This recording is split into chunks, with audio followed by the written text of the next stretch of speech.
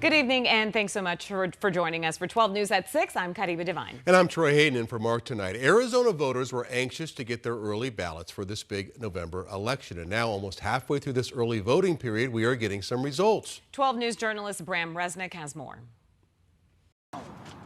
Republican voters got new instructions. Why did you vote early this year? Honestly, because Donald Trump told me to. Are Arizona Republicans listening? New data shows their early voting pace has slowed down from 2020 when they were urged not to vote early. But GOP voters have turned in more ballots than any other voters. Republicans have realized you can't give the other competitor 28 days, 30 days to vote and leave it all to one day. According to Uplift Campaigns, early ballot returns statewide show Republican voters have turned in more than 214,000 early ballots.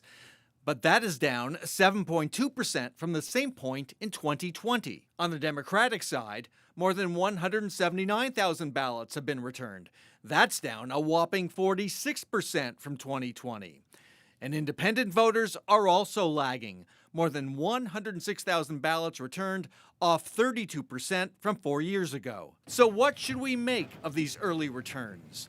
For one thing, they don't tell us how the election will turn out.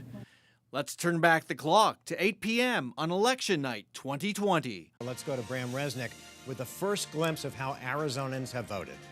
So a few moments ago, I cautioned you that we might see a blue mirage in the first result. So keep that in mind.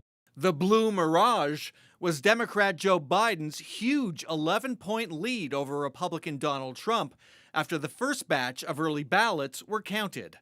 Republican voters have been told to shun early voting. Biden did win after all the votes were counted, but by less than half a percentage point. And a reminder, still 8 days left until October 29th to mail in your early ballot to be sure it's counted. You can also take it to a ballot drop box or walk it in to a vote center.